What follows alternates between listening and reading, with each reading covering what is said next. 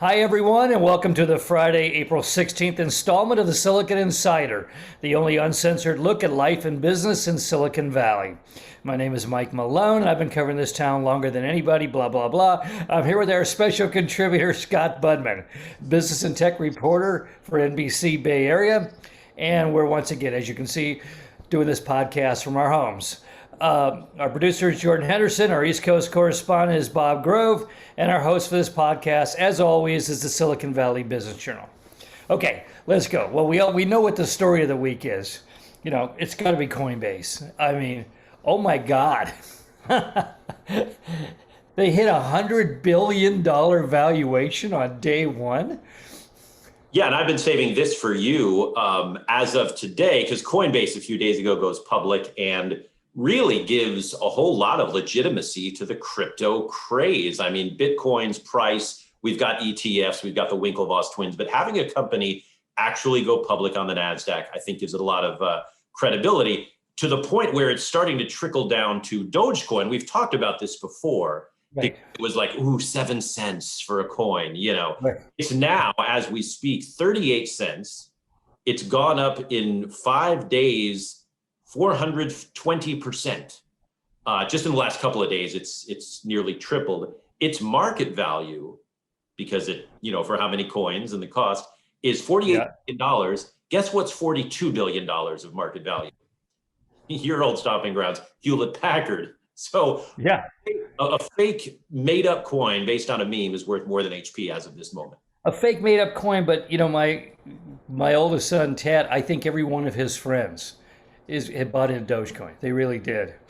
Now we get these horror stories also of people who bought stuff years ago, and they can't remember the password. Right. That's one of the problems of crypto. It's actually crypto. It lives up to its name. But Coinbase, I mean, this is another example of you have a hot industry, and then you go one level of abstraction above it. It's sort of like personal computers. Yeah, a lot of money, but software, even more money. Then apps, even more money. Here we are, a platform for crypto, and they win. I mean, the founder of it, Brian Armstrong, made what, $16 billion? His net worth went up $16 billion in one day. That's pretty nice for a guy, Well, yeah, from what I understand, it was not one of those companies that had a whole lot of people rushing to it in the early days, because there was skepticism, even for those who were into crypto. The idea of, wait a minute, a legitimate exchange that trades dollars for crypto and, is someday going to go public on the NASDAQ for American dollars, like the old currency. And yet they did it just right. And wow, those long-term investors, many of whom the Draper Fisher guys were in, 6-7 years ago, those guys got paid. I mean, it's an amazing, amazing IPO. Well, it's an interesting list. I mean, among the winners, Andreessen Horowitz. So Mark Andreessen, hi, Mark. I think he listened to this. He got in early. I think he made $1 billion off of it. Reid Hoffman, another old friend. He's a venture capitalist now, but he was LinkedIn. I mean, these guys have the inside dope or the vision or the guts or the money or something, but they're positioning themselves beautifully for these huge breakouts. And then Kevin Durant. Okay, there's the anomalous one. But apparently he went around and just started parking $1 million in interesting startups a few years ago. And he made 53 times his investment. There is something interesting. I was talking with one of the VCs who was very early in Coinbase, Barry Schuler. He bought in at less than $3 a share. Think about the money he's made. And he was talking, I asked about that. Is that sort of a new thing now for celebrities and athletes? Yes. Used to be, you made a big pile of money. You knew your earning days were short because of the nature of sports. So maybe you bought a bunch of houses if you were smart, or even some art. Now it seems to be you're investing in companies and you're hearing about rappers and athletes and other entertainers that are just seeing these great, great gains because they're paying attention and doing their scholarship and their homework and being incredibly richly rewarded. I'm guessing beyond what a Nike contract or even a big multi-year contract would give you. Yeah, I mean, athletes used to buy bars and restaurants and then go broke 10 years later. I wonder if Kevin Durant is now regretting leaving Golden State and heading back east because he's not going to have his ear to the ground quite the same way in the years to come. I don't know, because I think that if you're into one of those firms, he has an advisor. I believe he even has a podcast with an advisor who's keeping the ear to the ground so that, KD can still play basketball. But it's a small world now in the venture capital community. Sure, most of the funding still comes out here to the Valley, but they are in touch all over the country. And to know that KD is paying attention, if you're a 28, 29-year-old startup worker and you're thinking, hey, I'm grinding it out to have a big reward, and maybe Kevin Durant is paying attention, that's pretty cool. Well, I hope he pays Coinbase headquarters a visit and thanks everybody. I mean, that'd be a nice touch. It's part of it is the fact that one of the reasons Coinbase did so well on this IPO is obviously because Bitcoin is going through the roof still, and it sort of buoyed up everything. I mean, a Bitcoin is now over $60,000. So it's up 117% for 2021. So the timing was perfect. If Bitcoin was slumping all of a sudden, I wonder what kind of IPO that would have been. And Bill Baldwin, who I worked with 20 years ago at Forbes, he's always been their kind of economic, he was a managing editor, but now he's a columnist and a blogger and all that. He listed several reasons why Coinbase did so well. One of them is this pricing world right now, and the fact that with Bitcoin up, it's putting a glow on everything cryptocurrency. Second reason was the speculators are out. There's hundreds of millions of people getting into this game right now, and they're creating artificial buoyancy for all of this. The next reason was spreads. Coinbase actually charges a fair amount per transaction, more than other places. And they've been able to get away with it because this excitement, this bubble going on, traders are willing to give up a little bit more. Now, the question is, as more competition appears, Coinbase is going to have to cut down those transaction fees, and that's going to hurt them too. And finally, complexity. That the process, money is complicated, and this is a complicated subject, and we don't really know. We think we know something about cryptocurrency, but we don't know enough to be educated investors. So all that's combined. I mean, Baldwin ends by saying, could it be $600 a share a year from now? Maybe, but it could also be $160 a year from now. And I think, that you've been talking for months about this world here of crypto is volatile, it's unpredictable, there's weirdness about it. And this seems like there's an awful lot of, I know a lot of people are suddenly sitting at home investing in the market, in futures and everything else. People I never expected would be that speculative. But there's a lot of speculation going on right now. And if any of those things goes down a little bit, those four things, this could be a bad stock investment. On the other hand, this is a shot at the gold ring. I mean, they don't come along very often. I mean, this is like a super unicorn. So, I mean, I don't want to say to people, don't do it, because look at, there's a lot of billionaires walking around today, thanks to this week. But, once again, be really careful. Don't go on vacation and not read your email. That'd be my recommendation. It's a good recommendation. What do you think?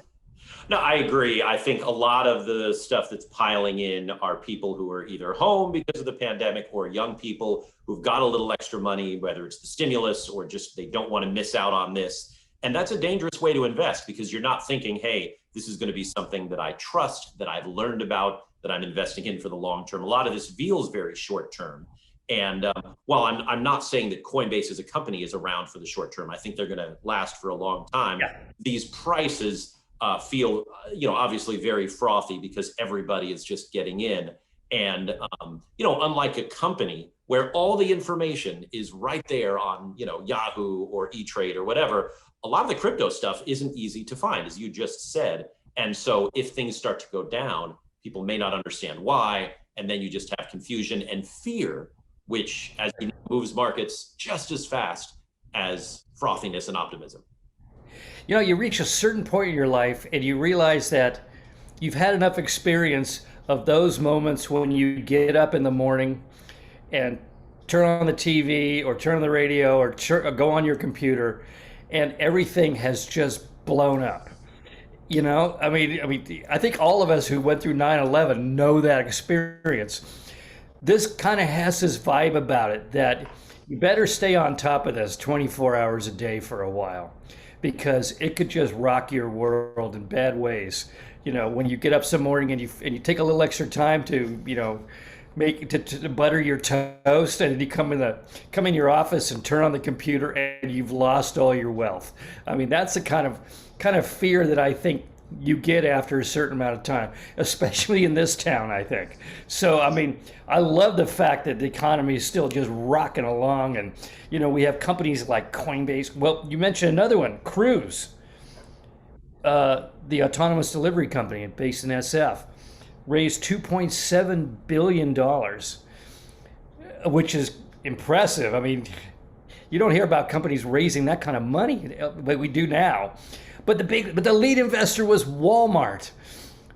You know, well, who wants autonomous delivery more than Walmart? Who wants it more? Again, follow the money. There are plenty of VCs on Sand Hill Road that are like, hey, autonomous, that would be great. But if you're Walmart, you literally see your future.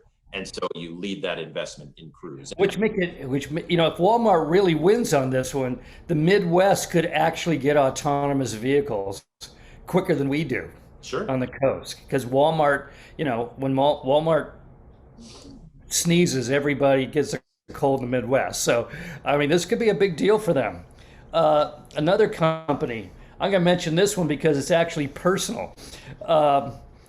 Stripe. Wall Street Journal just named Stripe Silicon Valley's hottest startup. Do you even know about Stripe?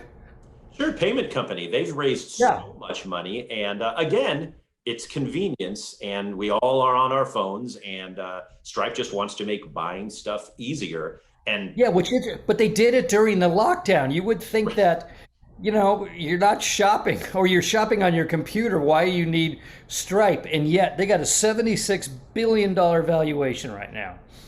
Now I say it's personal because they also have a little publishing wing on the side that the founders created, and they're reprinting, I hate to say famous, but historic books in technology and business. And they're coming out with new editions of these books that go back 40, 50, 60 years. Beautiful designed editions and everything else. Their next one is a book called The Big Score. They're publishing my first book. There you go. Which is, you know, on one hand, that's cool. On the other hand, it's sort of like the memorial edition. It kind of makes you... you check your vitals when you hear news like they're going to reprint your first book. Anyway, so Stripe's doing that. So folks, The Big Score, if you ever wanted one that the binding wasn't falling apart like the original. Anyway, okay. Apple, April 20th event next week. Going to introduce some, they think, new iPads.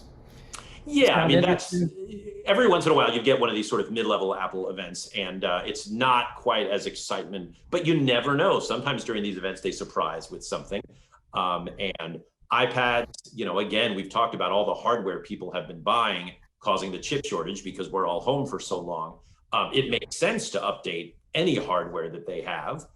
So sure, why not? But it'll be interesting to see if they even hint at something that people have been talking about so much, a la autonomous vehicles, or, you know, maybe more along the augmented reality. I expect a couple of kind of cool things. After all, they record the whole thing, so they might as well make it look good.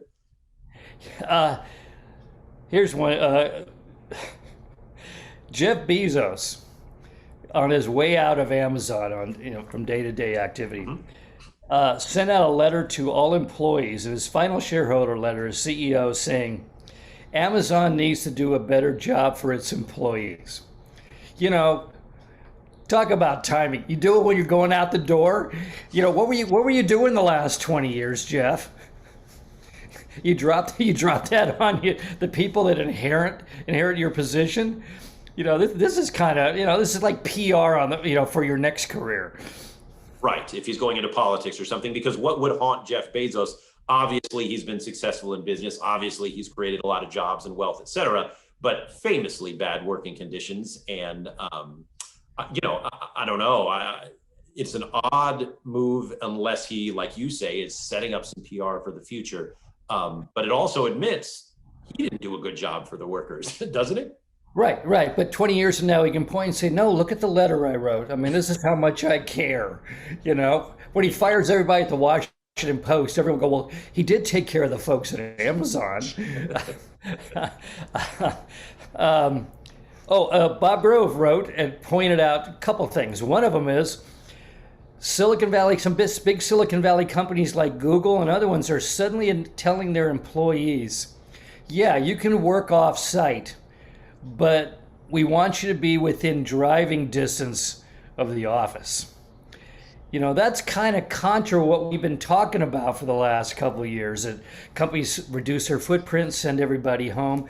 I think they're beginning to appreciate the reality of having employees scattered all over the landscape, and they're going to try to reel them back in. And I wonder if we've undergone enough of a cultural change over the last year and a half that employees are not going to want to come back in. People seem pretty happy not going to the office for the most part. If you got teenagers, you want to get to the office as early as you can in the morning and work late at night. But otherwise, you know, it's kind of nice working out of your house in your underwear. As someone who fits a lot of those categories, except can't work in his interview. Underwear, I get it. I think that's loaded for two reasons. One, yeah, they want people to be able to come back and be in the office. But if you're Google, if you're Facebook, you know, if you're Apple, you have offices all over the place. So you can still say, we understand that you've moved. Now, granted, if you've moved up to somewhere that doesn't have Google, Uzbekistan, yeah, for example, that would be a challenge. I think the other challenge, and this really hasn't come up all that much, is the vaccination. What are you going to say if you, as you have, Michael, gotten your 2 shots and and you're ready to go and you're ready to step back into an office, but you find out that a certain number of workers haven't been vaccinated? You know, Salesforce said the first batch has to be vaccinated if you want to come back, but the other companies are not mandating vaccines. And so are people going to be willing to come back to the office knowing that I might be with someone that hasn't taken the time to get vaccinated? I just wonder if that's going to cause any rifts at any of these companies.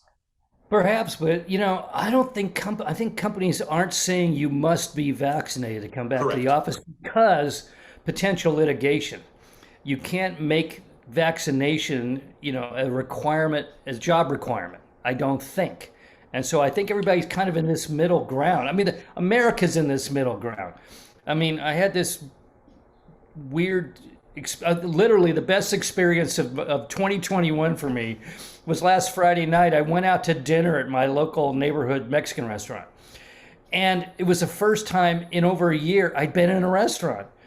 And you didn't have to wear masks. And I'm sitting there, and it was such a novel, almost bizarre experience. And it was unbelievably pleasurable because I had forgotten the experience of being in a neighborhood restaurant surrounded by my neighbors, having a meal. You know, I've been eating takeout from that place all year. It was extraordinary, but almost a little off-putting. I didn't quite know how to behave anymore. I'd lost all the social skills of doing that. So on one hand, we're completely locked down.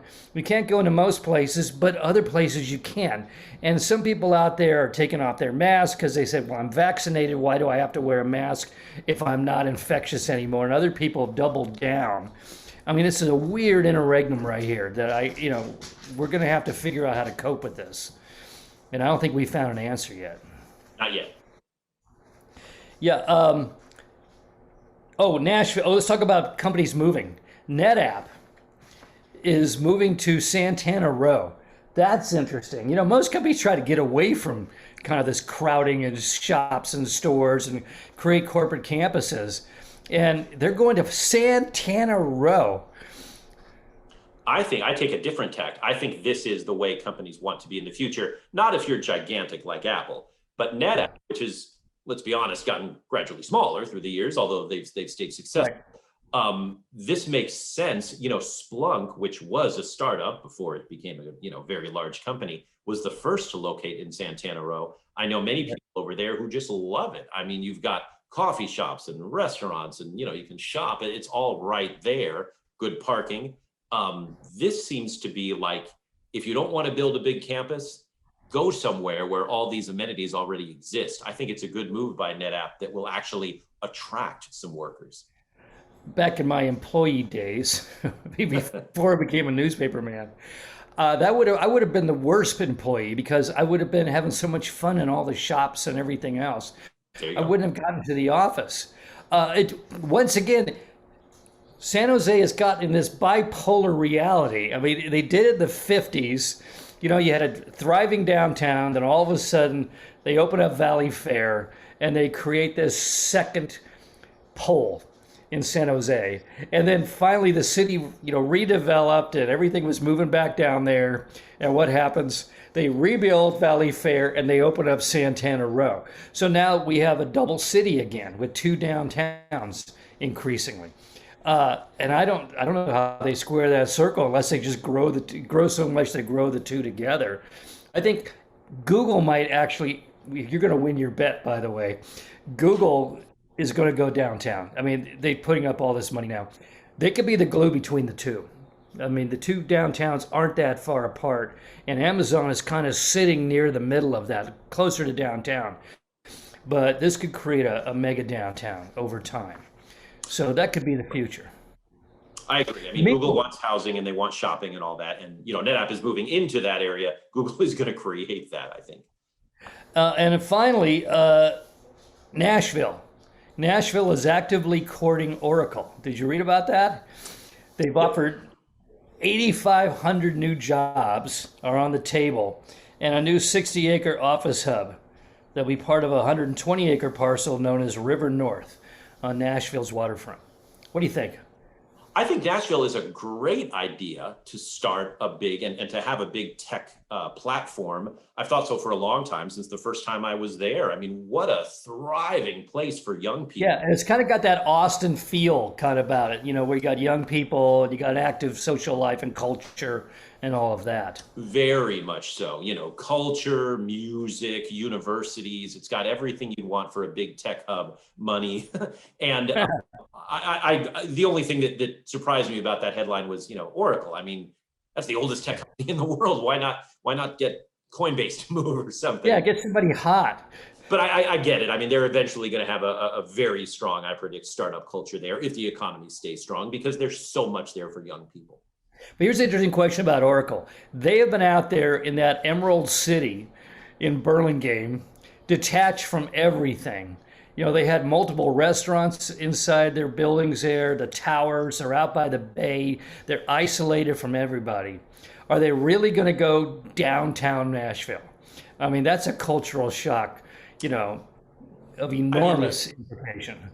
Right. Remember, they moved technically to Texas, right? But you can stay anywhere you want.